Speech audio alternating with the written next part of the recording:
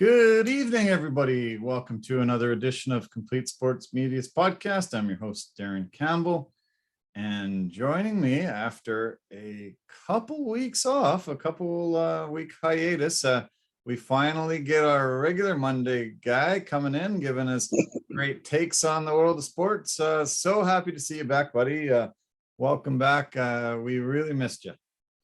Yeah, it's good to be back. I had to take a little minor hiatus over what had happened with me.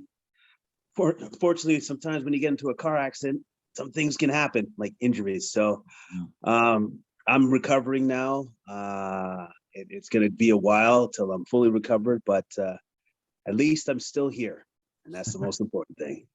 Yeah, very happy to hear that. I'm glad you came out not too bad a shape. I understand the pains there and that, but luckily it could have been worse probably. So glad you're back. Thanks for doing this. I know you're not at 100%, but your takes are going to be 100% tonight, aren't they? Yeah, well, at least something's going to be 100%. How about that? Okay. Sounds good. It was an awesome weekend in sports. I couldn't believe how much was going on. We had the UFC return for UFC 273. The Masters golf tournament, super fun to watch. Baseball's opening weekend, the last weekend of the NBA, heading into the playoffs, and the F1 Australian Grand Prix was an amazing race. And oh man, it just kept coming. So much sports. Triple G fight Saturday night, which was awesome to watch. Just couldn't believe how many different sports there were this weekend. Things to watch. Yeah, no, there was a lot of sports to watch.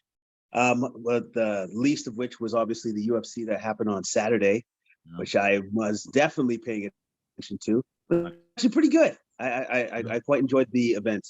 Yeah, no, that was a good card, and I can't wait to break it down with you. Two kind of lousy things that happened. Well, not kind of lousy, but really lousy things that happened this weekend. I guess I'll touch on them first. From the world of football, we heard that Pittsburgh Steelers quarterback Dwayne Haskins was killed in a accident. I guess he was walking and was hit by a truck, and at 24 years old, lost his life. Pretty shocking news to hear across the wire over this weekend. Yeah, very shocking. You never expect somebody to pass like that so suddenly. Kind of reminds me a little bit, to a lesser extent, of Kobe Bryant and how that happened. Like when things of this nature happen, it's just completely shocking, and it just takes you off your feet because you don't expect this to happen. This is not meant to be funny. This is not meant to take light of that at all. But my phone got run over this weekend, and to me, that was a pretty bad tragedy. I lost all my contacts. I have no way of getting hold of friends, family. I'm just lost. Well, the last couple of days, they said it was $300 just to replace the screen on my phone. So I got a brand new phone. Wasn't able to download any contacts. Luckily, somebody gave me yours today, or I'd be doing this solo again. And I just can't stand losing phones and having that to happen. I'd have to make a list somewhere that's not on my phone to have all my friends and family. I'm really worried. I'm supposed to call my nephew for his birthday tomorrow, and I have no idea what my sister's phone number is. And oh man, it's just so many things kept coming up over the last couple of days, and I just had no way of connecting with anybody. Yeah, that sucks. And that's why we depend on our phones, because we do not remember phone numbers anymore. So I would suggest to you this time around with your new phone, make sure you put your phone numbers up to the cloud so that they're always there. Put them up to the cloud. Yeah, I thought they were, but somehow, I don't know, the cloud just blew away, and it doesn't have my numbers. So yeah, I'm super lost. And I'm gonna get in trouble with my sister if I I can't get a hold of my nephew. It's his 13th birthday, so a big one, first teenage years. And yeah, I was really looking forward to calling him up and chatting. Can't get a hold of my dad. Just got back from the island, saw him, but yeah, I wanted to chat with him today. And yeah, just no connection with anybody. Luckily, I got the same phone number, but yeah, hopefully little by little, I'll be able to get everybody's number in the next couple of days. Yeah, it's going to take a while, but you know what? It's going to happen. People will start phoning you because they'll be like, well, I haven't talked to this guy for a long time. What happened? And then you can explain. Well, my phone got destroyed. Yeah. Got run over. Yeah. Yeah, I should have pulled it out. Oh my God, you should see it. It's the most destroyed phone I've ever seen. It was pretty bad shape. I dropped it on the road and car ran right over it and just crushed it. So not good, not a good thing to happen. But as I said, an awesome weekend of sports, which always keeps me super happy and really, yeah, I'm very excited to yeah, be watching sports so much, you know, in this time of year. There is so many diverse sports and things to watch. I really want to touch on the NBA to start with, because we're on the cusp of the play-in tournament starting tomorrow. The playoffs start this weekend, and I think we'll touch on the UFC after the NBA. How's that sound? Sounds good. Sounds good. Let's go for it. Okay. So the NBA regular season is done. 75th season, very historic year for the NBA. Tons of amazing things happened this year, and one of my most fun seasons to watch in the NBA. How about you? Yeah, it was a great season to watch, especially when it came right down to the Eastern Conference and all the teams battling for positioning in the East. Yeah, it was a great year, and the Phoenix Suns proved that they were top dog, top class in the NBA this year. They did really, really well. Yeah, I can't wait to talk about these playoff matchups, the play-in games and that kind of thing, but I do want to go over some of the really amazing things that happened this year. I don't remember such a historic season with so many big milestones being reached ever. LeBron James becoming the player with the second most points in NBA history. He's the only player in history with 10,000 rebounds, 10,000 assists. He became the youngest player to hit 36,000 points, 37,000 points, and Kareem Abdul-Jabbar is the only guy in front of him. Historic season at 37 years old, 19th year. If he played 2 more games, he would have won the scoring race this year at 37. He couldn't get the Lakers into the playoffs, but you still got to say it was a great season for LeBron. LeBron did well. What he proved this year was that, unfortunately, he doesn't have the capacity to drag his team along with him, but he still has the capacity to be one of the best players in the league. And that's who LeBron James is. That's who he's probably always going to be. He himself had a stellar year statistically. Yeah. And then for him to break those records and be now just second to Kareem Abdul-Jabbar all time in scoring is just amazing, because he was never seen as that prolific a scorer at first until he built himself up to be who he is now today. Yeah, he's changed his game, and was a force this year. Unfortunately, couldn't stay healthy. Same with that old geezers Lakers team. Everybody saw they were so old and wondered, this is a team with tons of experience, but they got to stay healthy, and they didn't. And Frank Vogel took the dart today for that.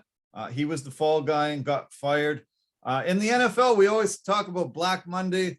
Today was Black Monday in the NBA, and only two coaches got the axe. But do you think Frank Vogel getting fired today was warranted? He brought them a championship. It wasn't his fault, the roster construction and the injuries that they went through. Well, for me, I kind of look at the coach is not involved in roster construction. All right. He's just not. Right? The person that's involved in that, the person that has to take the lead in that, and the roster construction is the general manager.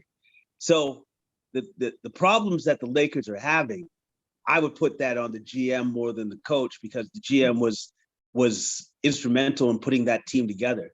And I myself thought there was many problems with that team. Number one, being it too old. And number two, I didn't understand how Russell Westbrook was going to fit within their scheme. Yeah. And then it showed that he really kind of didn't. So I would call out the GM first. I think Vogel did the best with what he had. And if somebody was going to fall on the sword, it was always going to be him. Yeah. I saw the press conference with Rob Pelinka today, and he did admit that roster construction was one of the key elements why they didn't have their success, but he still fired the guy and put him as the scapegoat and tried to save his job. We'll see if Jeannie Buss and others think that he's still capable of bringing this team around. I don't know how they're going to be able to fall out of this mess, though. They've got the big three, LeBron James, Anthony Davis, and Russell Westbrook, and not a lot of young talent there to try to entice guys, make some more moves.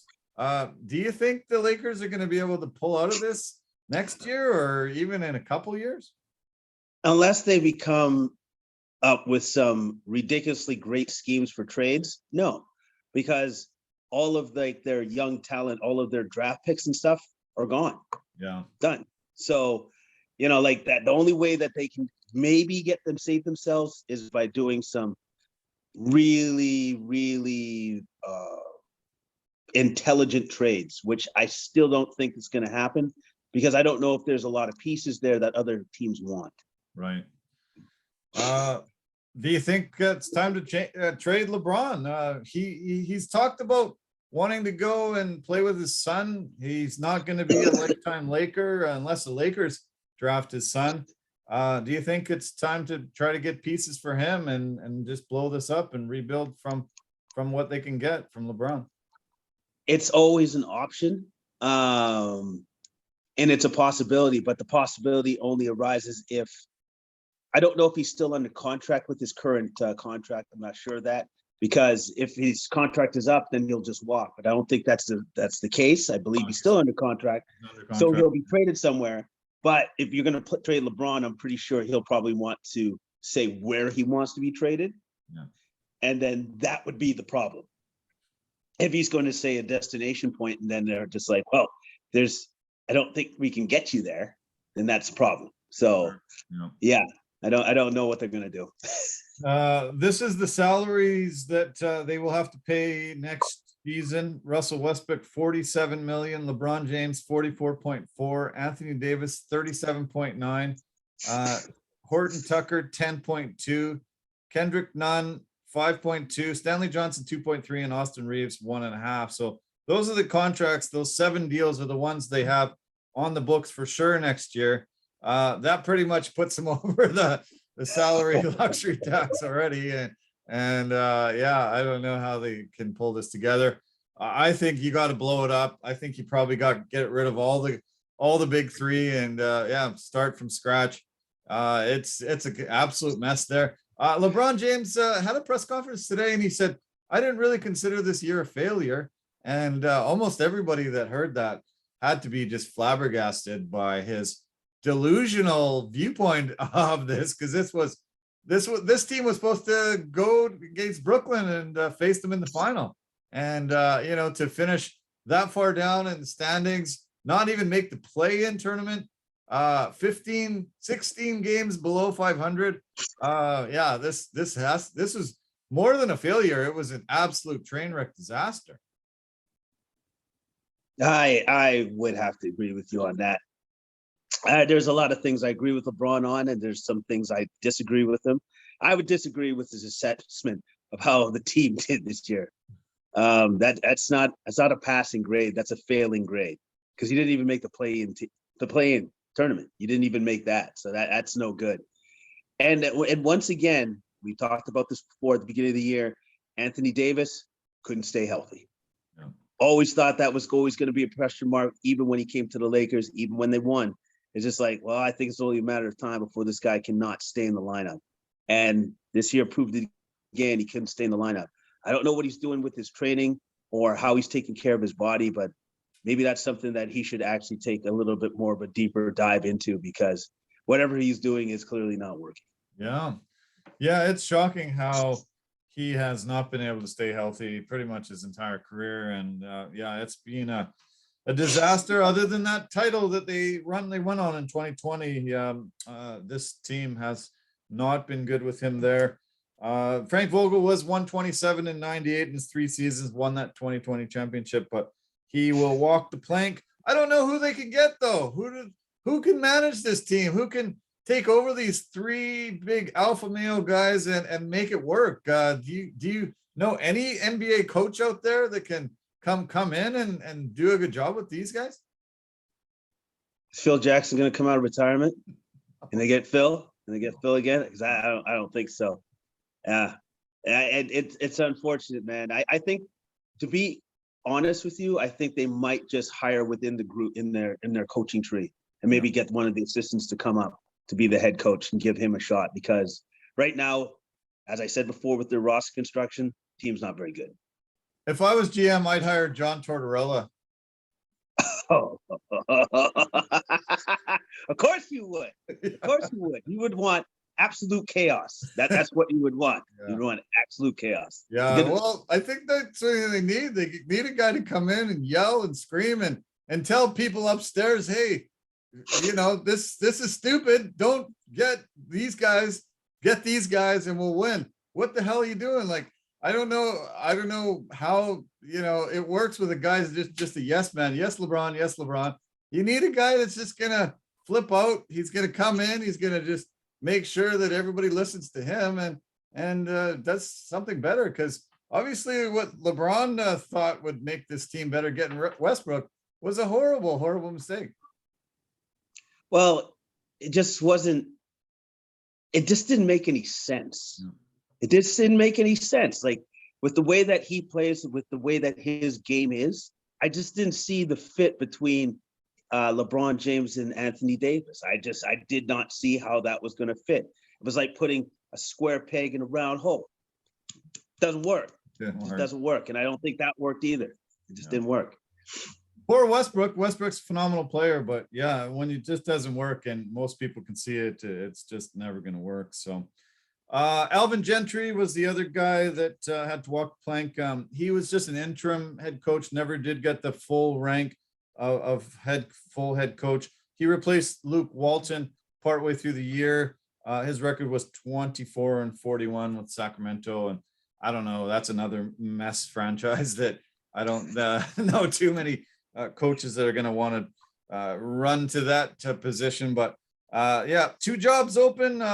We might see more as the week progresses. We might see more teams making a change. As I mentioned off the top, 75th season. A couple of the other notables I want to mention is Steph Curry getting the 3-point record this year, passing Ray Allen, 2,974 threes and counting. That was a special moment. That was really cool. Something that's sort of just evolved over the past few years since Steph has been in the league. I think a lot of people always recognize Ray as being that amazing shooter and Reggie Miller being number 2, but seeing Steph chip away past both those guys and finally get that record, it was momentous for this league and the way this league has been going, and great to see Steph pull it off. What an incredible guy and a great role model for kids, and nice to see him get that record finally. Oh, it was beautiful. It was beautiful to see. And it was beautiful to see that the way that because they were at an away game when he won the record, and the way that team embraced him and the fans embraced him for that moment in time. It was a great thing to see. And he was so deserving of that, because of all the hard work that he's put in, and the fact that he's now literally, it's not an argument anymore, he is the greatest shooter that we've ever seen in the NBA across all generations. Yeah, all of them. History for sure. Yeah, he's the best ever. It was on full display at the All-Star game. He hit 16 3-pointers and got 50 points on the day. LeBron got the three-pointer to win the game at the end, the buzzer beater, as they call it. Both guys born in the same hospital in Akron, Ohio, the All-Star game in Cleveland. But the best part of that whole entire weekend was seeing the top 75 players named, and almost all of them are living. Almost all of them attended. It was a special moment for me. I just couldn't believe to see all these great legends show up and all the top guys that are still playing. It was a really, really, really momentous moment for me. Yeah, it was awesome to see. It was awesome to see the interactions, and couldn't be prouder of our lone Canadian that represented out of the top 75, which was Steve Nash. Yeah. Only one Canadian out of all of them. That's Steve Nash, and I couldn't be prouder for him to be on the biggest stage, being praised and represented, with the fact that he's earned all of that. He's earned all of those accolades, man. Yeah, it was special, and it was awesome and great to see Steve there. Yeah, he's in Brooklyn now, trying to get those crazy Nets farther in the playoffs, but that's something we'll talk about in a few minutes. Okay, I need to mention a few other things. Chris Paul, he became the he actually ended up becoming the getting the third most assists all time, and one of only two players with 20,000 points and 10,000 assists. A guy that's had a lot of criticism earlier in his career because he could never take the teams farther. Finally went to Phoenix, was able to take his team all the way to the final last year. Best team in the league this year, and great to see a guy finally notching himself way up this leaderboard and showing what he's best for, dishing that ball off to the scorers that are going to put the ball in the hoop. Yeah, and the one thing that Chris Paul's always been good at, one thing that has shown up in stats and statistics, any team that he goes to gets better. Yeah. Always. They always get better. You add Chris Paul to your team is just that much better with a Chris Paul on the team. And that's exactly what they did. He did for the Phoenix Suns. Once he got to that team, that was them turning the corner to becoming a championship team. That's what he brought to the table. That's true. Yeah, he sure did. Incredible. Yeah, it's been fun to see him go there and team up with Booker and DeAndre Ayton and the rest of that franchise and really make them incredible team. They got their franchise record winning. They won the most games ever in the franchise's history this year, and they just blew the competition away in the entire NBA. They were by far the best team, and I feel like, yeah, my prediction is going to be a rematch in the finals this year. I think we're going to see Milwaukee and Phoenix in the end. Wow, rematch! Really heard it here first. Rematch coming up. So. Yeah. It's highly possible. I don't know. The East is going to be a really hard one to pick. Oh yeah, it's going to be a dogfight. Really? Yeah, it's going to be a dogfight there. That's for sure. Okay, let's mention a few other things. Joel Embiid, really, really amazing year this year. First center to lead the league in scoring since Shaq in 99-2000. First center to average over 30 points a game since Moses Malone 40 years ago. And the first international player to ever lead the league in points per game scoring. A phenomenal year. Probably the MVP. We'll hear that in a few weeks, but really amazing for him to just keep pounding at it. Lost Ben Simmons, had to try to acclimate James Harden in there, but just kept pumping in 30-point, 15 rebound games and had a really epic year. Had a great year, and more importantly, managed to stay injury-free. Most important thing for Joel Embiid. Managed to stay injury-free and just showed like that MVP quality that he showed the previous year against, but Joker won it. Yeah. And those two guys, both of those, Nikola Jokic and Joel Embiid, had ridiculously good years this year. Yeah, Jokic, speaking of him, he's the only player in NBA history to have a season with 2,000 points, 1,000 rebounds, and 500 assists. historic MVP last year, pushing MB big time this year for MVP as well. I think because Denver ended up falling down to the sixth place in the West, he probably loses out, but an amazing year as well, and pretty nice for another international player to have those types of numbers. Oh yeah, another international big man having like ridiculous numbers, because the way that he plays the game is simply said, we've never seen a player like that. No. It's almost as if he's like a huge Larry Bird with his passing ability and skills. No. Actually, you know what? I'm doing Nikola a disservice. He's a better passer than Bird. I think he's a way better passer than Bird. He's probably one of the best passing players.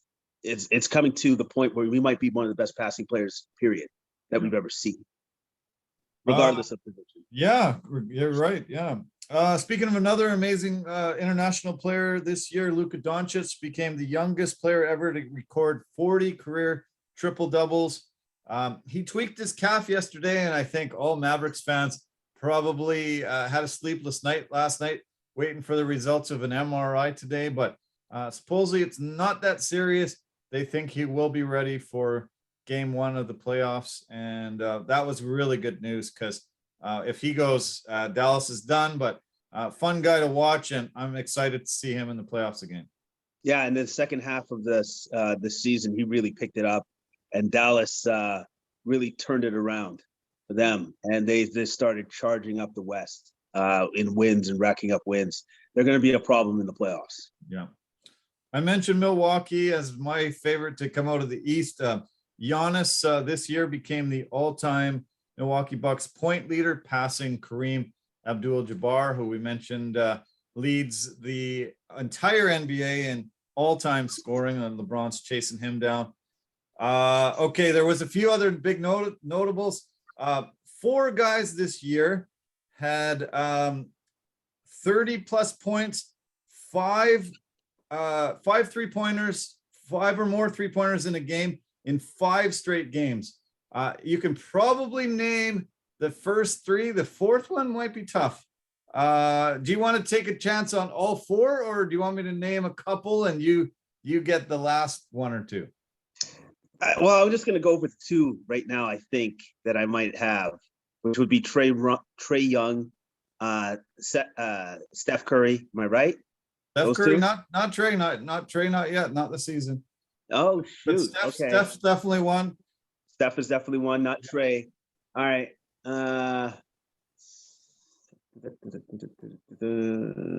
Luka? No. Shit. Another guy that's really famous for long 3-pointers. Long 3-pointers. Oh man, I'm drawing a blank. Oh, Dame. Yeah, you know what? I wouldn't have guessed Dame, because Dame has been pretty much on the shelf for like the last. He's been hurt for a while, which surprised me. He got them done early in the season. The other guy's Harden. James Harden. A lot of people, saw him, that type of shooter. But the fourth guy is really surprising. Toronto Raptor Gary Trent Jr. Oh, wow. Okay. 5 games in a row where he had 30 plus points and 5 or more 3-pointers. That's impressive. That's impressive. Okay. This year, 2 guys scored 10 or more 3-pointers in a single game off the bench. It's only happened 4 times in history. Back in the day, Donyell Marshall with the Raptors, J.R. Smith with Denver way back. This year, 2 guys were able to pull it off. Danilo Gallinari and Kelly Oubre both got more than 2 3-pointers coming off the bench. Wow, that's impressive. That's impressive, man. Yeah, incredible. Let's see. Oh, Greg Popovich, the all-time winningest coach in NBA history. Pretty historic moment for the coaching ranks and for Pop himself. 3-time coach of the year, 5-time champion, and now the winningest surefire Hall of Famer. And one of those guys that everybody seems to love, except media, really, because he's kind of grumpy. But good on Pop. Yeah, good on Pop, man. Yeah, he's kind of curmudgeon, I guess, when he talks to the media. Really kind of difficult to talk to, but it's a great accomplishment by Popovich. He's been doing it for a very long time, and he's one of the best to have ever done it. Yeah, you're right. Yeah. Anyway, yeah, as I said, historic year, 75th year in the NBA. Really incredible. All the things that happened this year, and I'm excited. Yeah, going forward into this play-in round. Tomorrow we've got play-in games. Let's try to break those down a little bit. The first game we're going to see tomorrow, the Nets are hosting the Cavs. Nets ended up winning 4 in a row and getting into that 7th place position. They're going to host Cleveland, who finished 8th. 4 o'clock Pacific, 7 o'clock Eastern time, tip off. Yeah, what do you think? What are you predicting here? I think the Nets are going to have a very tough time getting past the Cavs. I think the Cavs have really proven themselves to be very good, especially with the fact that their front court is big. You got a bunch of big people there with Evan Mobley, Jared Allen, Larry Markkinen. That's a big front court. So the Nets are going to have a problem with that. And the fact that, unfortunately, the Nets won't have their superstar, one of their superstars, playing any home games. Yeah. And that would be Kyrie Irving. So it's going to be very much an uphill battle for the Nets. And they're going to definitely have to lean on KD to do a lot. Yeah.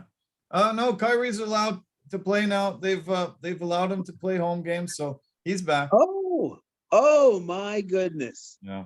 So him sticking to his guns finally worked out for him. Would you look at that? Yeah. Wow. He was only able to appear in 29 games this year. Obviously, one of the main reasons why Brooklyn ended up falling into that 7th place position.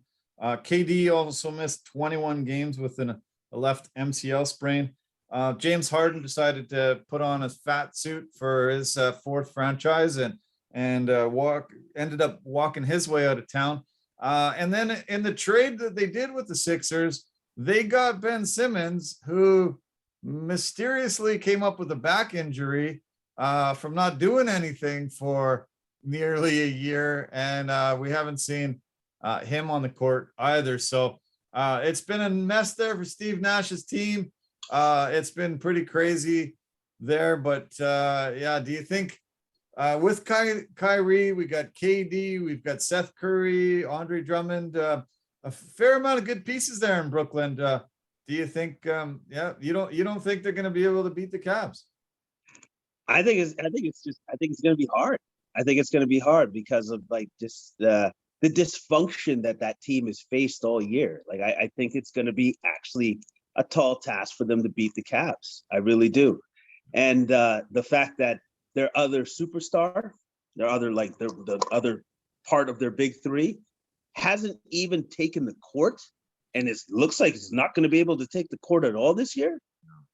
Very disappointing, I'm sure, for the front office for the Nets. Yeah, well, there is some rumors that he might be ready for the playoffs if they go on a bit of a run, but not playing for an entire year. How's he going to be able to play at any decent type of level? He's not an offensive guy, but defensively, you got to have your legs, you got to have your cardio, you got to have that ability on both ends of the floor at times.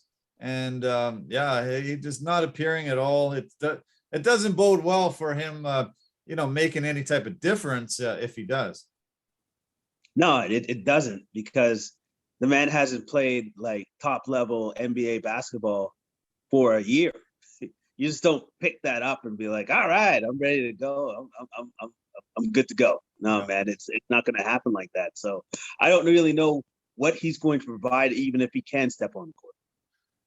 The Cavs doubled their win total from last year. I think they surprised a ton of people. You mentioned their top front court, but they also have Darius Garland, who has really emerged as a great guard talent. Karis LeVert, I think he's an awesome piece that they have there. They definitely missed Jared Allen down the stretch. He broke his finger and was out for quite a while, but they think he's going to be back ready for the playoffs. Evan Mobley missed 5 games. He did come back on Friday, I believe, but he was out for a little bit as well. But yeah, this is a fun, exciting team. I think they definitely have a really big shot at getting into this tournament. I don't know if they'll beat the Nets, but they probably have a shot to beat that 9-10 team if they do not win that first game. Okay, let's talk about the second game tomorrow night. This is the Minnesota Timberwolves hosting the LA Clippers, 7-8 matchup, 6:30 Pacific tip-off, 9:30 Eastern. What do you think we're going to see with these two? I think the Timberwolves win. Okay. That's my pick. They've been on a tear as of late and been playing very well. Yeah. And I definitely pick them to go forward in that matchup for sure. Yeah, they definitely have played great. They started the season 16-20, then they went on a 30-16 run to finish the season. I love a lot of their talent with Cat, obviously, Anthony Edwards, D'Angelo Russell. They've got a lot of really top end guys. I'm excited to see them. The Clippers. One of the main reasons why they fell so far down was no Kawhi all year. PG-13, Paul George was out 43 games, but they went out and added some big pieces in Norm Powell and Robert Covington. I think those were really great acquisitions for them. I think one of the most fun parts about this entire series is going to be Pat Beverly returning, getting to face his team. He played 4 seasons with the Clippers before moving over to Minnesota in this offseason. He can really get under the skin of guys and really make them angry, really cause a lot of ruckus and troubles, and he'll be fun to watch. Yeah, he's going to be a disruptive element on the court for sure, which is what he does best, is he disrupts things on the offensive side of the ball against his opponents because of his tenacious defense. So, and that's what he's going to bring to the court, and that's what he's going to do against the Clippers. Yeah, you're right. Yeah. LA does have Paul George, Reggie Jackson, Nicholas Batum, Marcus Morris Sr. They've got a solid team, but I don't know. It looks like Minnesota's, a little bit better, but the Clippers have won 5 in a row coming in. I think they might have put things together, and this should be an interesting game coming up tomorrow night late. Okay, Wednesday. Let's talk about the Wednesday play-in games. We've got the Atlanta Hawks hosting the Charlotte Hornets. A lot of really good young talent on both sides. I think the Hawks are definitely missing John Collins, who has a plantar fasciitis tear. But Trae Young is, probably one of the most dynamic players in the league now. And the Hawks can rely on quite a bit of their playoff run last year that was really unexpected. They were able to get a lot of playoff experience, and it might help them put them over the edge against the Hornets. Yeah, they do actually have that experience. They do have that to lean back on, but you can't count out the Hornets. They're an exciting young team, and they have a lot of potential. And this is going to be LaMelo's first chance at getting into the playoffs and playing in that situation and in that environment. I'm very curious to see what the young man can do. Yeah. Okay, so that's the early game on Wednesday, and the late game has the New Orleans Pelicans hosting the San Antonio Spurs. What do you see with these two? You know what? I would have initially said that I think the Pelicans would have a great shot if Zion was playing, but Zion hasn't been around literally for this season. So I think it's still going to be a close game, but I think I'm going to be giving the edge to the Spurs. Okay. The Spurs have beat the Pelicans 3 out of 4 times this season. Let's see. I think the huge the huge things that I think sort of tip the scales on the Pell side are CJ McCollum and Brandon Ingram, two really super talented guys that can put the ball in the hoop. And yeah, I don't know what San Antonio is going to be able to bring back defensively to shut those guys down. It's going to be tough, and I think like the Spurs probably defensive scheme is going to have to be like as a total team effort to try to shut those two down, who are offensive aficionados when it comes to getting their shots and getting theirs and creating offense. So they're going to have to focus on them for sure to ensure if they can win the game. And so we will also have a former Raptor, Jonas Valanciunas there. Yeah, when he's on, he's great and very hard to do.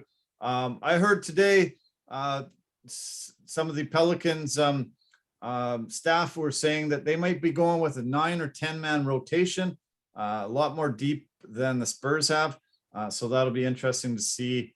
Yeah, they use their bench a lot and try to use fresh legs to beat out Pop and send him into a second game. But yeah, all these matchups look fun and really tight. Most of these teams are only a couple of games separated. Even some of them are tied.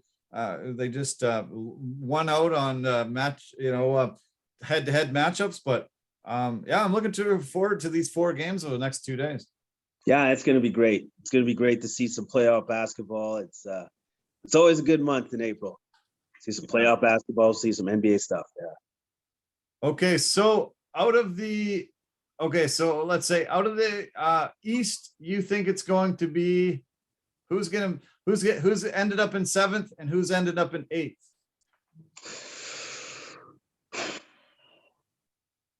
You know what? I'm going to go with the Cavs. I think the Cavs will end up in 7th and then 8th.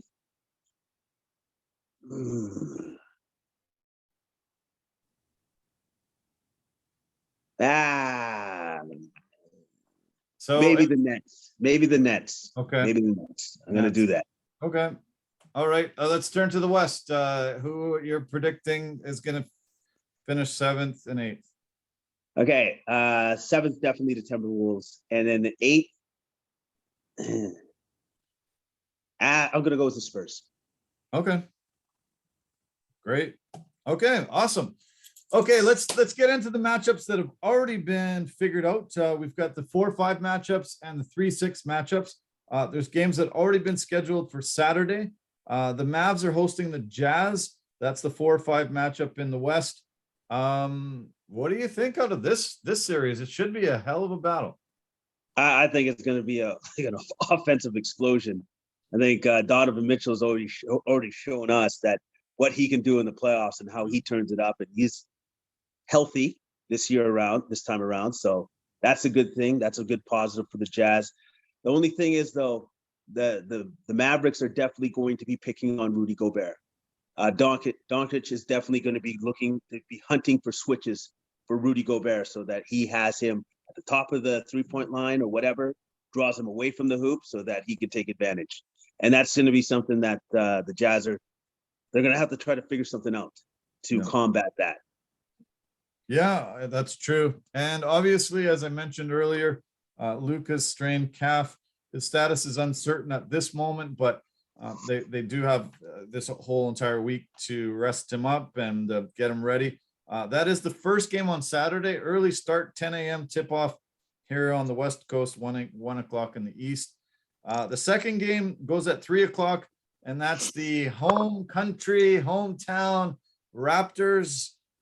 They go into Philly and take on the 76ers. We all remember 3 years ago, 2019, on the Raptors' historic run, what happened to those Sixers. Game 7, Kawhi's triple bounce off the rim going through Game 7. We saw Joel Embiid break down, cry like a little baby. Really couldn't take that loss very well. And that was one of the most historic moments in Canadian history, especially basketball. And yeah, this is great to see this matchup again. And I think the Raptors are going to give the Sixers a real run for their money this year. And yeah, could pull off the upset. They have the potential. I don't know if Joel Embiid will allow that to happen, but they have the potential for sure. They're a plucky bunch, and they don't quit on themselves.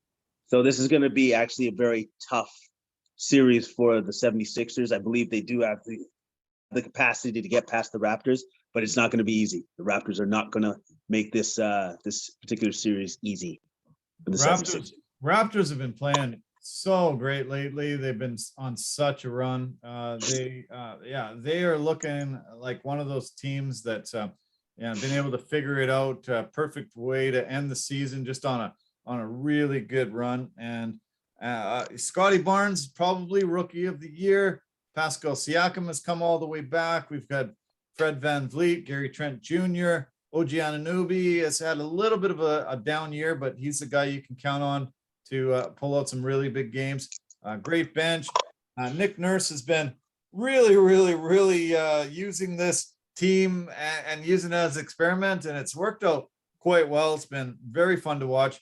Nick Nurse is actually the name that came up the most today as the replacement for Frank Vogel. They said the Lakers are going to pursue him wholeheartedly, but why would you want to leave Toronto and go there? It wouldn't make sense to me.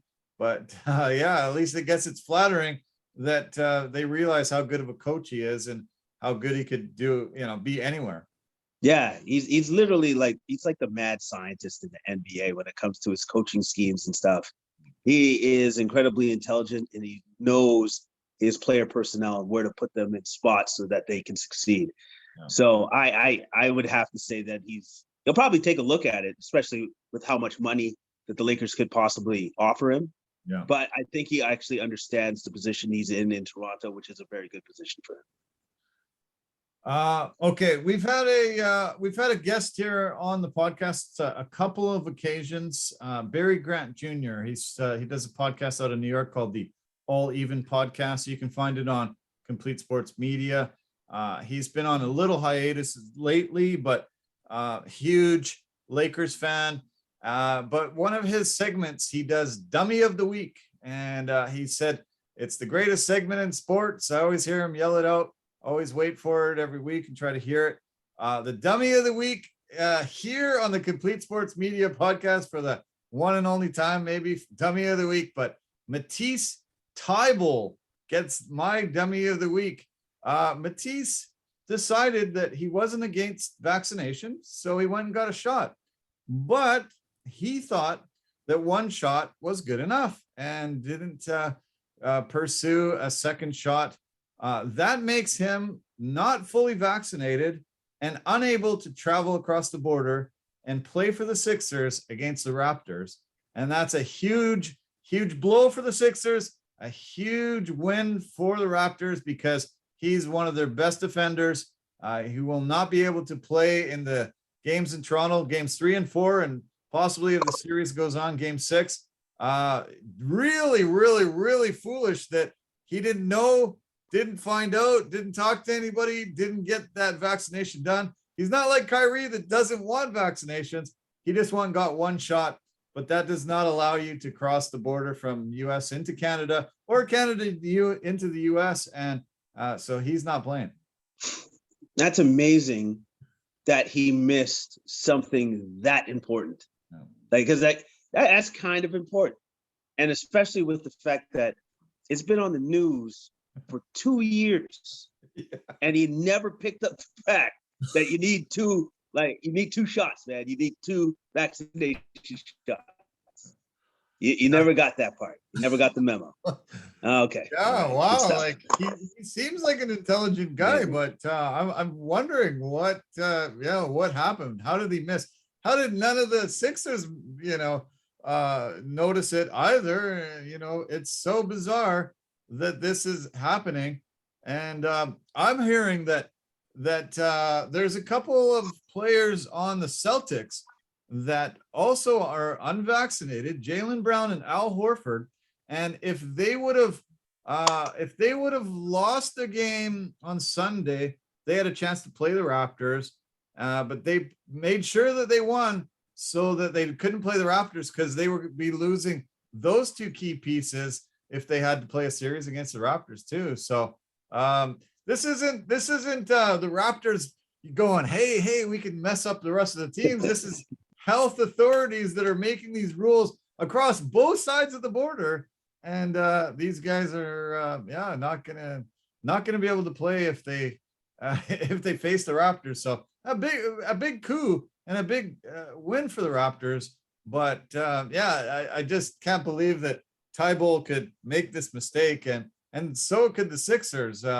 Not having him available.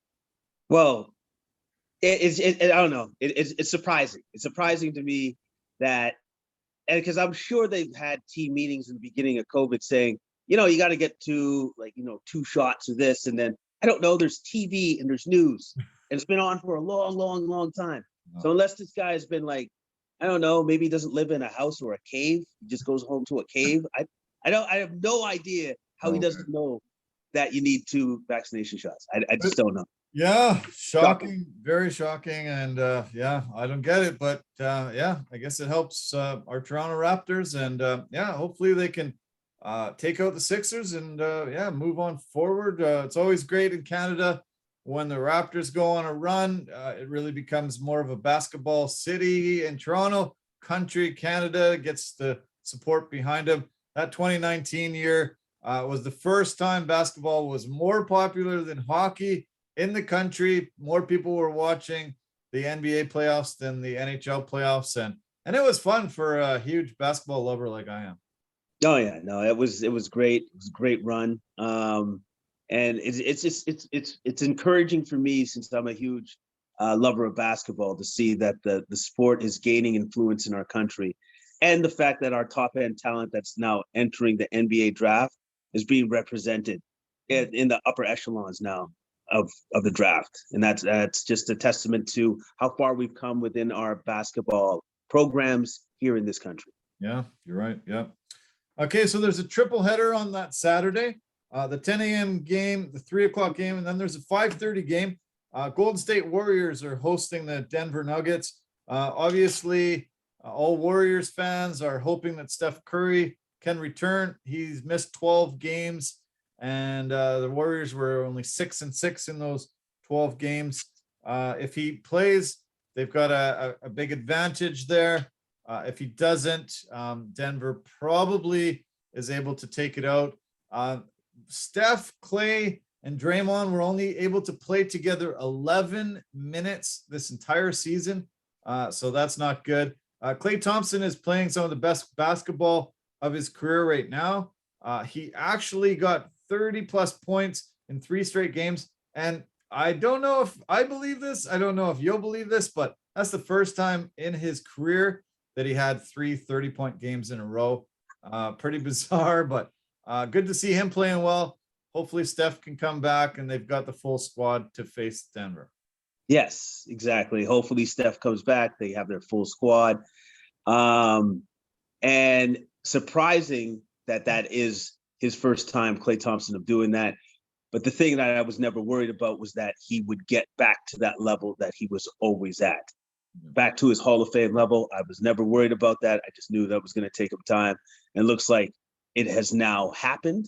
Yeah. And as long as he has his fellow Splash brother in the back, they're going to be a problem for any team that they face in the West. Yeah. Keep your eye out to Complete Sports Media. We'll post Steph Curry's status as the week goes on. If we can get a final determination on if he's going to play, I'll post that for sure. Okay. The Sunday matchup that's already been set has the Milwaukee Bucks hosting the Chicago Bulls. I think this is a mismatch. Chicago had a really pretty bad year when it came to facing the top teams in the conference, in the league. I think, their 6th position in the East is, I don't know, smoke and mirrors somehow. Obviously, DeMar DeRozan had a phenomenal year, and they've got some pieces there, but their record, I think, is 0-18 against the top 4 teams in the East. They weren't able to win against anybody that's had some of the best records in the conference. And that's a problem. And that would be a problem, considering those are the teams that you're going to have to face going down the line. So Yeah, it's not looking good, especially like against a very, very good, tough, skilled Milwaukee Bucks team. So uh, Chicago definitely is going to have to figure something out to attack that team. And unfortunately, I think they're still missing some key members of that team. Is Ball and Caruso still out with Yeah, injuries? yeah, Yeah. And those are their two best wing guard defenders. yeah. And so their defense suffers when those two aren't in there. And so with that being said, their defense is just not going to be as good as it should be going against a top tier team like the Milwaukee Bucks. Yeah. I really like Zach LaVine. I really like DeMar DeRozan, Vucevic. They've got some pieces there.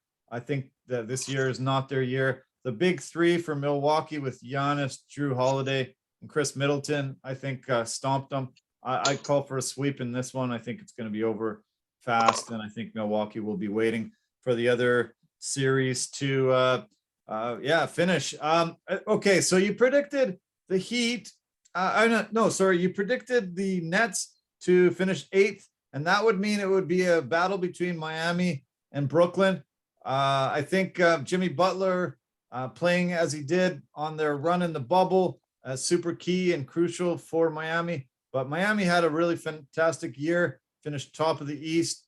Do you think the Nets have a chance against Miami? Do you think that this would be a series at all? I personally believe that Miami is a better team, period. Like overall, their team is better. And I say this because they've had so many people that have been in and out of the lineup for large stretches and large periods of time. And I'm talking about like Bam Adebayo. I'm talking about Jimmy Butler. But they were still able to plug and play other players in that came off their bench, and they played really, really, really well. Yeah. So right there being said, their team is better.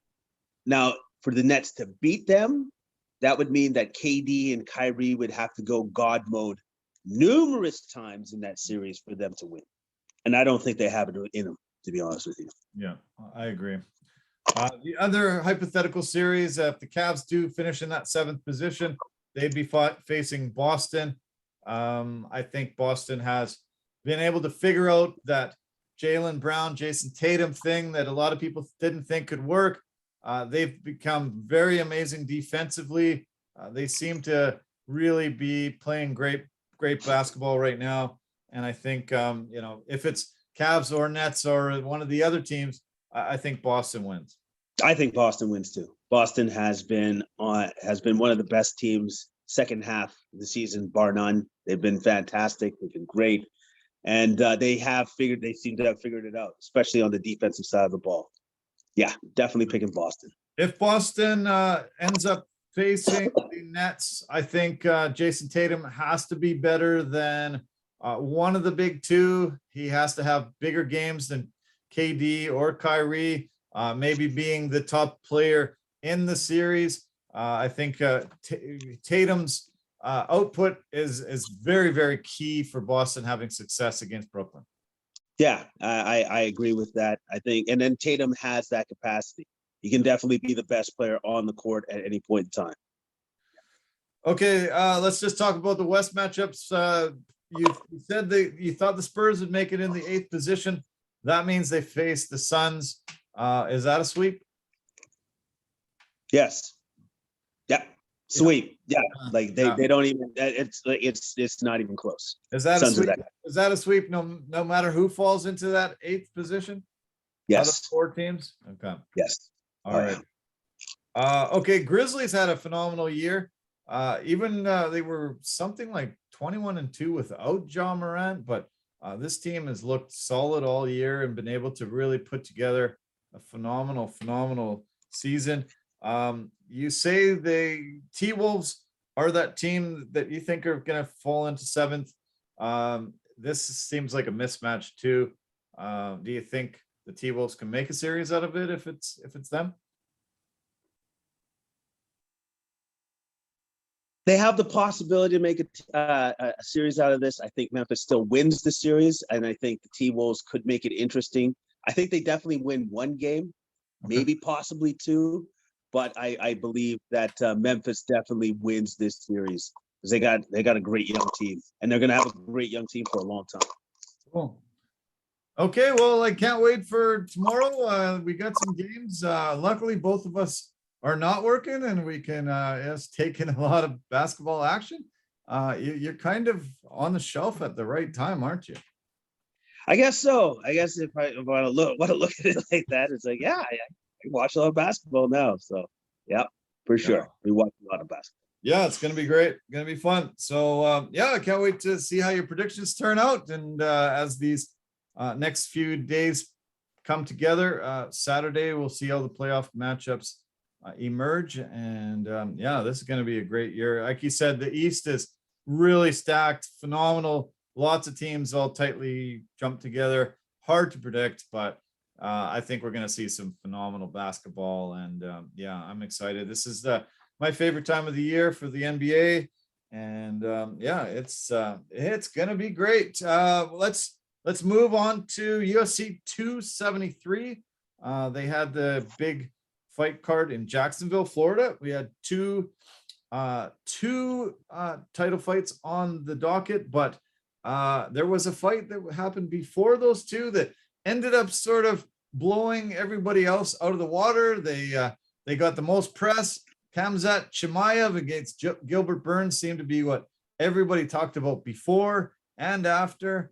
They seemed to just say this was the one that everybody was anticipating, seeing Khamzat finally facing somebody with real legitimate experience and skill. And it was a heck of a fight. One of my favorites in a very long time.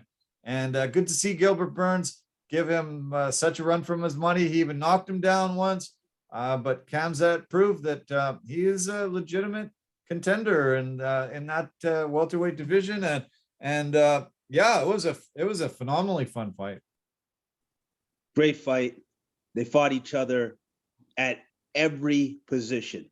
Like when I say fought each other, like Gilbert Burns did not back up or did not give Khamzat Chimaev anything. Even when he was on his back, he was still throwing punches. Yeah. You know? Like it was, to me, it was amazing because they did not take any steps backwards from each other. No. It was by far and away. I'm going to say that this fight I thought was one of the best fights of the year so far. Definitely. For sure. Like it definitely had one of the best fights. I was super impressed. I was super impressed with Chimaev's will to win and Burns' will to win as well. But Chimaev proved that he is incredibly durable. Burns hit him with overhand rights over and over again, and it did not stop Chimaev. He kept coming forward. Yeah. Very impressed with the fight. Very impressed with Chimaev's will and his will to win. They both got fight of the night bonuses. Both got $50K for fight of the night. Dana White, after the fights, during his press conference, also announced that Gilbert Burns would get his win money too. He got his show money, win money, and the $50K bonus. So good on Dana for being able to reward the guys for the fight of the night and such an incredible battle. It was great to see Chimaev finally face some stiff competition. He had outstruck his opponents 264-2 before this fight. Only had ever had one significant strike hit him. And yeah, I was like, I think Burns is going to give him a run for his money. Scott Holborn, who I watched the fight with, who we love, predicted that Chimaev would just steamroll him, and so did a lot of other people. But Burns really showed how tough he is and why he was ranked number 2 coming in. And yeah, he really had an opportunity to win this fight too. But it was a great showing by both guys. Great showing by both men. Burns proved his quality. I'm pretty sure he should not be falling too far from the rankings. Like, I'm sorry, not with that kind of performance. It was such an incredibly close fight. Chimaev did win, but Burns did not make that easy. No, he did not make that easy whatsoever. Yeah, I haven't seen such a mismatch with rankings before, but Chimaev had been on such a meteoric rise with 4, quick wins. He was ranked number 11 coming in. Burns number 2. Dana White said Chimaev is now number 2, but I don't think Dana White has full say on that. So I'll have to see the rankings as they come out tomorrow and see where they have. But yeah, Burns should not fall far down that list.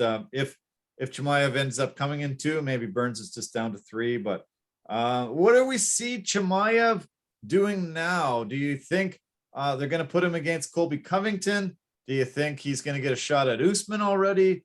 Where does he go from here? Well, I think you just said it right there. It's either Covington or it's Usman, and all he has to do is wait, and that's what he should do. All he has to do is wait and see what happens with Usman, and then see what the UFC wants to do. But it's one of those 2 guys, and that's it. Do you think he has a real legitimate shot to beat either one? Oh yeah.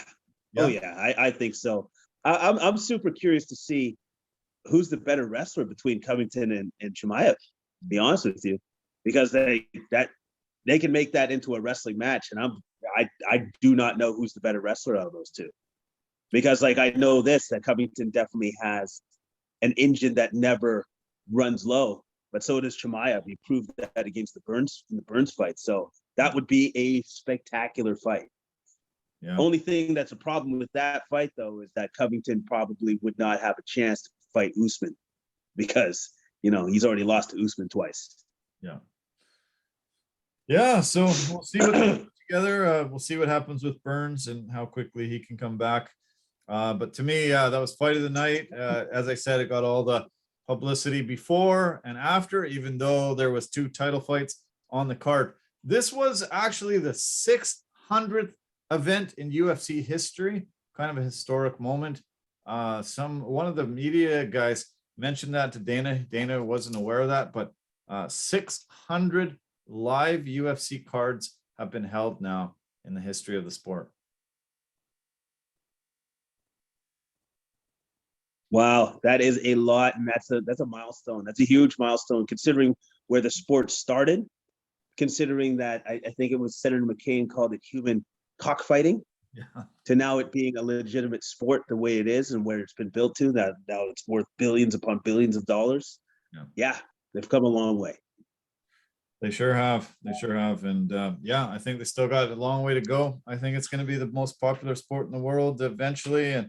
And I think Dana White has predicted that for many years. And I think, he's going to be able to see that come to fruition in the coming years. Okay, let's talk about the main event. Alexander Volkanovski kind of put himself back into that pound for pound best fighter in the world conversation with an absolute whooping of the Korean Zombie. Got that reputation for all the abuse that he can take and doesn't quit. Herb Dean ended up saving himself from himself and was able to just get in there and say, no, this is done. But were you surprised at how much of a absolute butt kicking that Volkanovski gave him? Yes, I am. I didn't think that like the quality of fighter was that much different between the 2. I didn't think that Volkanovski was on such a higher level than Korean Zombie that it wasn't even close. Right. Which is what it was. It was just a difference of there's level. They say all the time that there's levels to this game. Volkanovski's level was clearly way higher than where Korean Zombie's game is at that point in time. Like Volkanovski was definitely always a step ahead of Korean Zombie, and he stayed there the entire fight. Yeah, the entire fight. So much faster, so much more power, just so much better athleticism. Everything about it was just shocking and incredible. I think they're talking about getting that Max Holloway match that was supposed to be his opponent in this one as his next fight, but he's been talking about moving up in weight. He wants to get up to lightweight, and he's asked for Conor McGregor. He's asked for some of the top guys in that weight class. He said he wants to fight either McGregor or the winner between Charles Oliveira and Justin Gaethje, which happens May 7th, UFC 274. What do you see? What do you hope? Maybe he fights Holloway and jumps up in lightweight too, has a couple belts to fight for. What do you see? Yeah, I definitely see that that the UFC would probably push more for the Holloway fight and not have the weirdness of like like the champ or going for the belts again and stuff like that. I think that's probably what their initial inclination would be, Yeah. but not to say that they wouldn't do that. I'm still always surprised, and I get it, that the call out still happened for Conor, even though he's lost 4 of his last 5 of his last 6, even though because of all of that, but he still is the money guy, Yeah. and everybody knows that, and I get it, but I'm wondering how much longer is he going to be that guy? Yeah. How much longer is that going to be? If he doesn't win one of his next couple of fights, I think he's not going to be that guy anymore. But yeah, I think he still moves the needle pretty heavily. But yeah, I think it would be smart for guys to fight him over this next couple fights, because after that it might not be anybody caring if he's lost that many. Yeah, exactly. Like it's I firmly believe the clock is ticking on Conor. Yeah, Really. they just released Alex Cowboy Oliveira this past weekend. He was on a 4-fight losing streak, and he's no longer part of the UFC family. He had fought 22 times in the octagon since his first fight against Gilbert Burns in 2015. 7 years, his record was 11-10. And just could never go on any kind of streak. 4 losses, and he got cut. I think Conor gets a little more leeway because of the money that he's brought in, but once you're seeing lost 4 in a row, or 5 of 6, or 6 of 7 and stuff, usually your career's coming to an end with the biggest promotion in the world. Yes, usually that's how it goes. And even if he wants to stay relevant, he's got to start winning again. Yeah, that's the bottom line. In the co-main event, we had a rematch between the champion Aljamain Sterling and the interim champion and Peter Yan. The first fight between them, Peter Yan had the better of Aljamain Sterling until he had him down on one knee in the 4th round and threw a knee to his face, and was disqualified for the foul and handed Aljo the belt. Aljo and him were supposed to rematch. Aljo had an injury, so they pitted him against Corey Sandhagen. Peter Yan won that and won the interim belt. I thought that Aljo was going to come in with a different game plan and be a lot better than that first matchup, because he saw what Yan brought him. He had a whole year to change and bring it to him. And he was able to pull out a victory. It was a little controversial because some people think that Peter Yan won the split decision, but Aljo retains the belt. A little less controversy and goes on as the champion now. You said you had him winning those first 3 rounds. A lot of people didn't, but tell me why you thought he won that fight. Well, so here's the way I saw that fight go down. The first round was the one that was in question. Yeah. Second and third round, definitely Aljamain Sterling won those rounds because he took Peter down, had his back for the entirety pretty much of the second and third round. Yeah. 4th and 5th round, Peter Yan comes back and wins those rounds definitively. Yeah. There's no issue with that.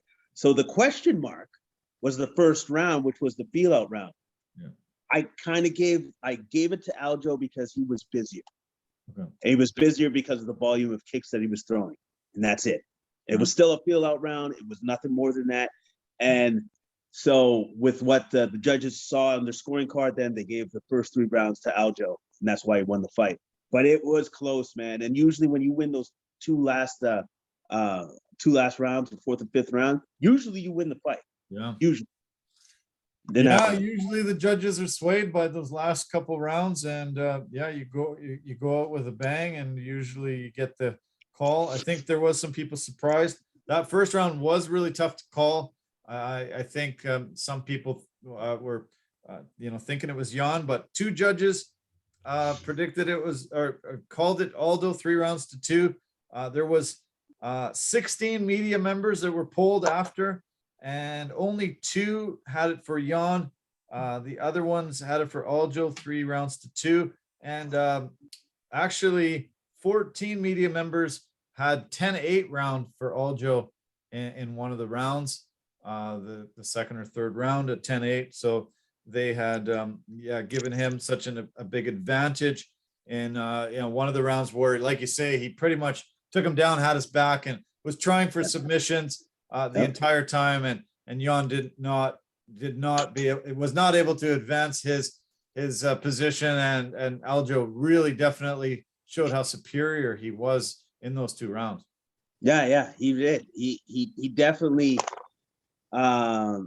made a better impression of himself in this second fight with Peter Yan than he ever did in the first fight, for sure. The thing about Jan, though, that blew my mind was his takedown defense. He stuffed 20 of 22 takedowns.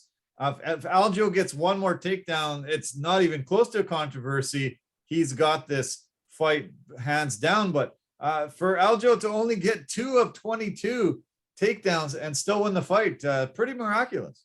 Yeah, it's incredible, and also too, it's fantastic for the fact that he stuck with his game plan, which was to keep attacking, regardless if you can get him down or not. To never give up and keep attacking. That's why you have a game plan, and that's why you're supposed to follow it. He followed it to a T, and he managed to win the fight, just barely, but he still won. Yeah. He called out TJ Dillashaw after, who was cage side.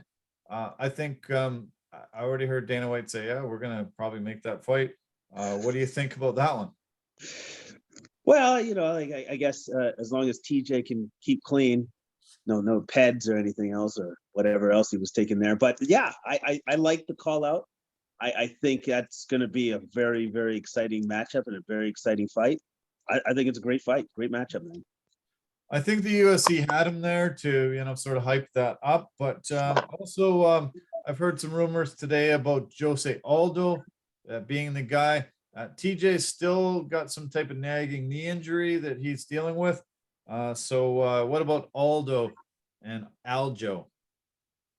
Both good, because Jose Aldo, Hall of Famer, as tough as they come, and has been at the mountaintop and been at the peak for such a long time. So either one is good. Yeah. Either one works. Okay. Let's see. The other 50K bonus went to Alex Volkanovski. Alexei Oleinik got his for his submission win earlier. And also Canadian Mike Mallet. He came in, UFC debut, got a huge knockout victory over Mickey Gall. He said he wanted to give his appearance money to his boxing coach because his boxing coach's daughter was fighting cancer. And he asked for people to try to raise some money and give it to the foundation that they have set up. He was handed hundreds and hundreds of dollars, if not thousands of dollars, as he was walking out of the cage back towards the dressing room. He showed a really thick envelope of money that he was given. And then when reporters mentioned it to Dana White said, hey, that kid can keep his show money, his win money, and I'm going to donate that amount of money on his behalf. And he can keep that money. He deserves it. He won it fair and square. I'll be the one to make sure that that money goes to the family. So that was pretty cool of Dana White. Yeah. Every once in a while, he does actually some pretty cool stuff.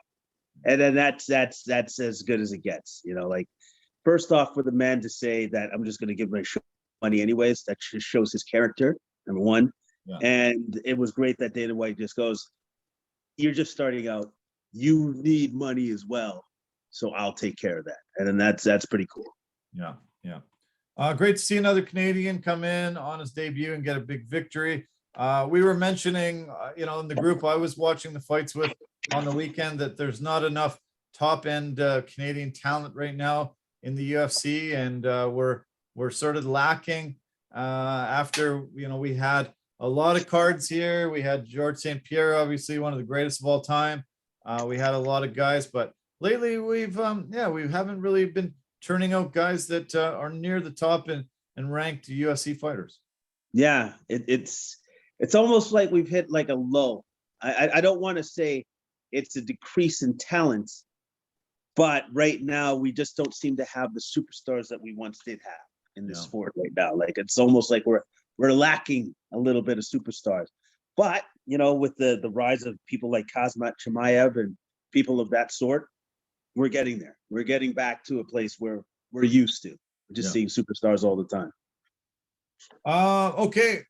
Any other fights that you really, really want to mention? The one that's jumping out to me is Ian Gary, called The Future. He's another guy out of Ireland, really, full of bluster and, similar Conor McGregor kind of call outs and stuff. He got a decision win over Darian Weeks in the feature prelim. What do you think of his performance? Gary looked great. Great footwork and great movement. Great in and out, and he threw great combinations. Great combinations. I thought he was very hard for Weeks to find. He was very elusive. Weeks was trying to be patient with him, but even within his patience, Gary was still able to pick him apart at distance. It was a great win by Gary. He looks like a very, very good prospect. Yeah, and the other fight that I wanted to mention was Dern versus Torres. Yeah. Mackenzie Dern won by split decision. It was a very, very close fight. The fact that Tisha Torres managed to not tap on that ridiculous Kimura in the first round is amazing, as I thought she was going to get her shoulder blade torn off. Now, after that happened, though, I did notice this. She wasn't really throwing with that arm anymore. True. Yeah. So that could have been very, very injured after that attack. So I give a lot of props to Dern. She looked fantastic. She looked great. And whatever her new strength and conditioning that she's doing right now is definitely working. I couldn't believe how jacked both those women were. Man, are they physical specimens? The arms on them both, impressive. They were both really strong and powerful. And this was, one of my favorite women's fights that I've seen in quite some time. Yeah, it was a great fight, great matchup. I always enjoy watching Torres fight, but those ladies really went after each other. Great fight. Unfortunately, there was a few cancellations. Galvin Tucker, Pat Sabatini was canceled. Albert Duriev and Anthony Hernandez was also knocked off the card. Hernandez ended up fighting Friend. And then we've got the Jairzinho Rosenstrike Marcin Tybura was fell off the card, as well as Kelvin Gastelum was supposed to fight, and two different opponents, and he had to pull out. So we'll have to see those guys make it right in the coming weeks. But we've got a card coming up this next Saturday. Vicente Luque, Bilal Muhammad 2. Looking forward to that one. This isn't a big card like this past week, but what do you think we're going to see in that matchup? Great matchup. I think it's going to be a war. It's going to be a war. I think it might come down to who's tougher. Am I tougher or you tougher? And I think it's going to be a tough man competition, man. I think these guys are just going to throw down. I think it's going to be an absolute war. Is it going to be something on the scale of Burns Chimaev? Could possibly be. Luque got the knockout in their first matchup. It was in the New York City card in 2016, first round, 119 into it. And Bilal's only had one loss since. He's won, I think, around 11 out of 12 fights since. He had a 1-no contest against Leon Edwards, where they had the accidental eye poke. So Bilal's been on quite the heater, and Luke is also fighting really at the top of his game right now. And yeah, this should be a heck of a battle. I'm excited to see these guys square off. I think it's yeah, it was a really good match made for these two guys. Big prospects in that welterweight division. Yeah, I know. That's a great matchup. Great matchup. I love it. And I'm very curious to see who's going to come out on top, because I think their skills wise, they're pretty close. Yeah, Luque's won, let's see, 10 out of his last 11, and his only loss was to Wonderboy. His last 4 after Wonderboy were Nico Price, Randy Brown, Tyron Woodley, and Michael Chiesa went there. So yeah, spectacular. A lot of prospects, a lot of guys on the card, lesser lights. Pat Sabatini gets a new opponent on this one, TJ Laramie. The fight that you see as the first fight of the night on the main card has been rescheduled. They are looking for a opponent for More Lechez. Dos Santos had to pull out for some reason today. Devin Clark, William Knight, that featured fight on the prelim card should be a hell of a battle. Yeah, both have extreme power. I think somebody goes to sleep. I'm pretty sure that does not go to decision. Yeah, I agree. Yeah. So, yeah. So, awesome card. I do want to mention that the UFC announced that a fight between Cobb Swanson and Do Ho Choi has made the Hall of Fame. It was an amazing fight. UFC 206, December 10th, 2016 in Toronto. I was there. I'll tell you, it took me a long time to stop raving about it. I had goosebumps on it, my entire body. I couldn't believe the roar of the crowd in there.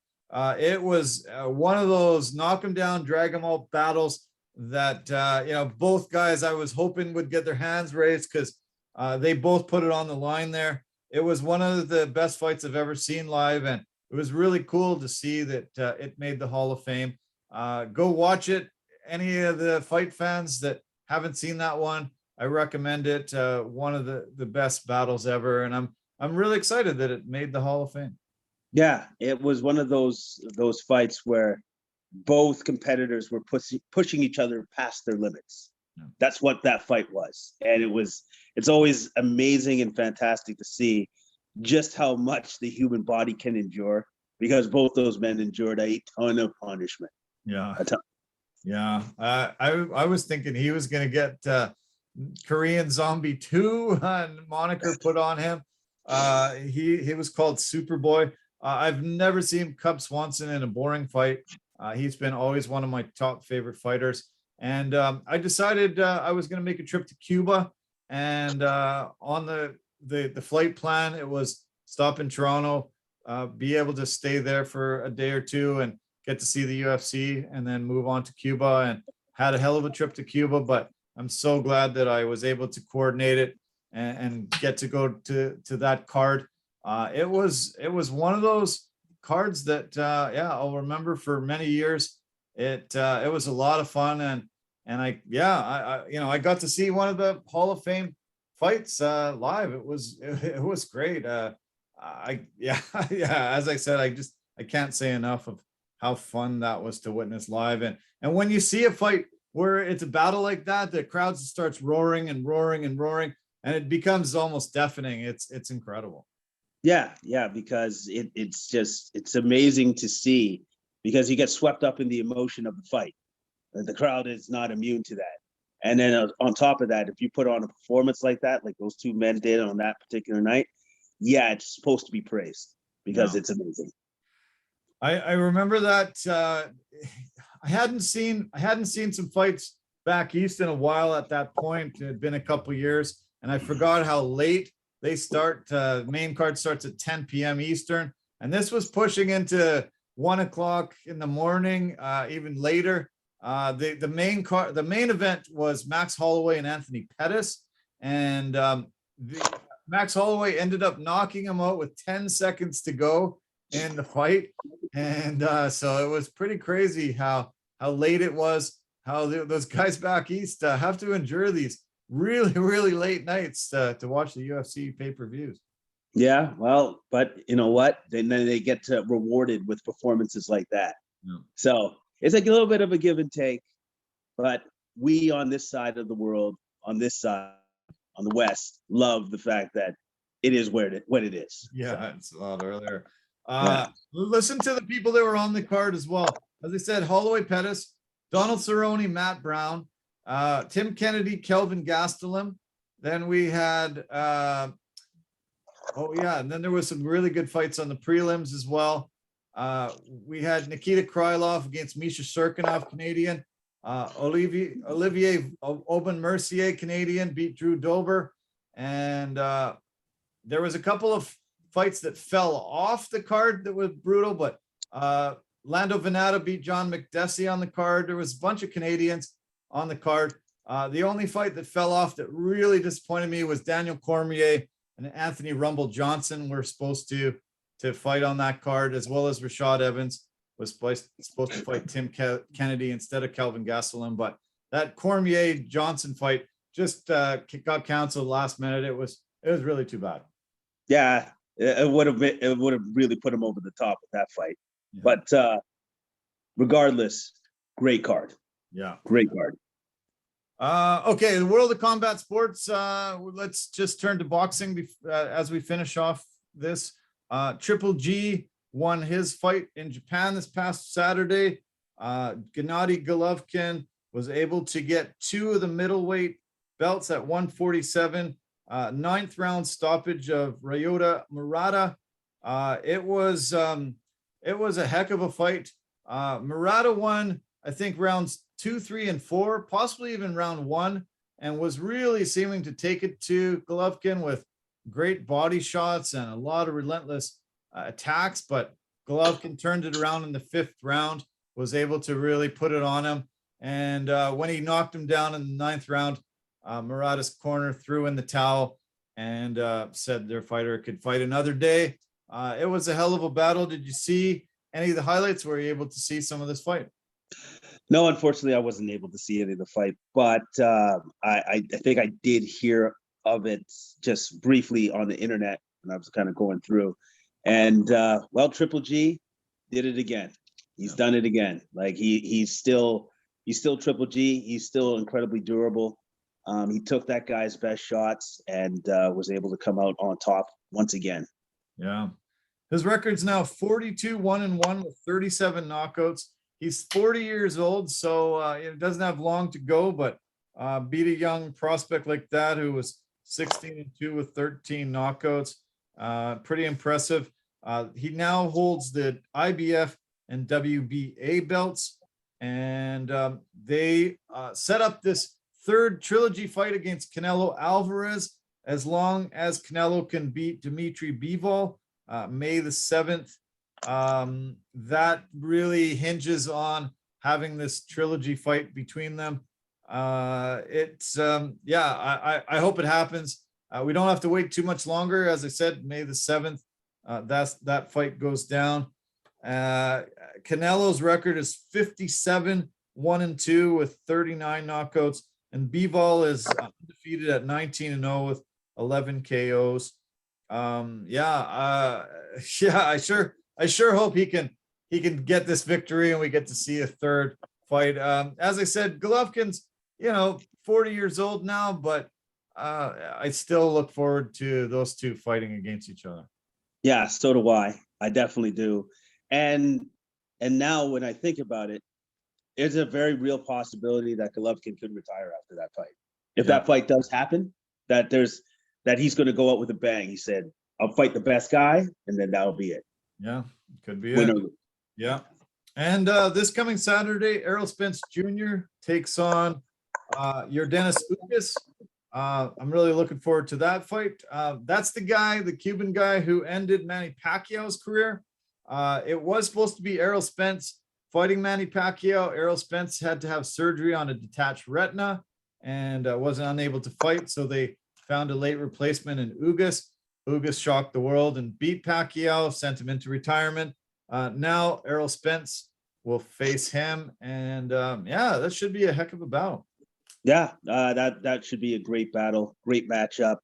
And I expect to see great things from Errol Spence in that fight. Great things, because he's supposed to be the next coming up, so to speak. Ugas won the WBA title that night. He has the strap there. Spence has the WBC and IBF championships. So this will be a little more of a unifying of the titles. This happens in Texas. The winner of this fight likely fights Terrence Bud Crawford, and that would unify all the belts in that weight class. And 147 would be under, just hopefully one undisputed guy. Spence comes into this fight 27-0 with 21 KOs. Ugas is 27-4 with 12 KOs.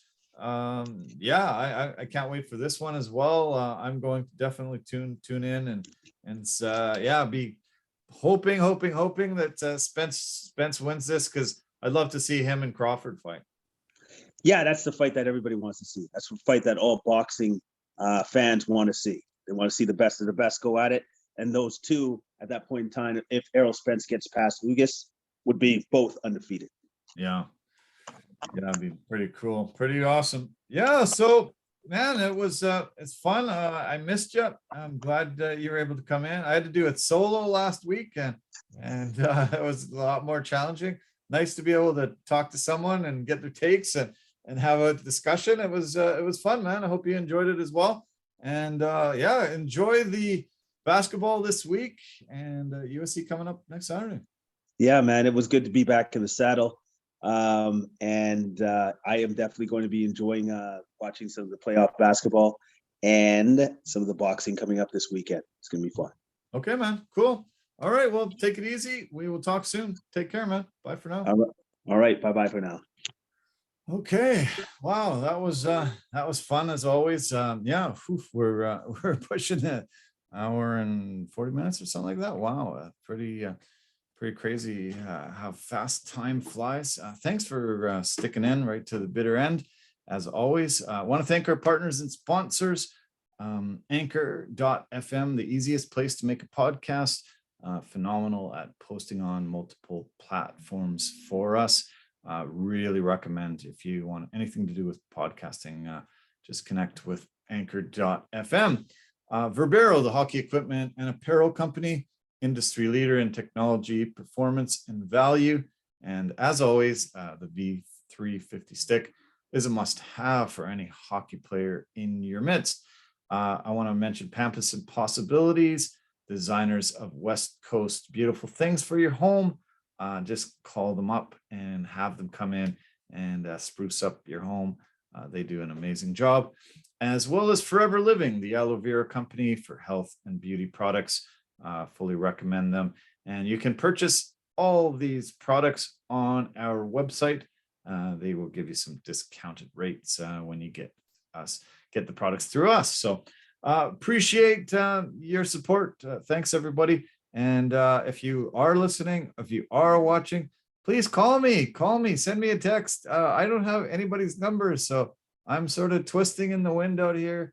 I really want to communicate with all my friends and family, but unable to do so at this current moment. So please reach out. I look forward to hearing from you. Take care of yourself and have a really great week ahead. Easter's coming. We're on the cusp of Easter weekend. So I hope you get a nice holiday with your friends and family. And have a great week. We'll talk soon. Take care of yourself. Love you lots. Bye for now.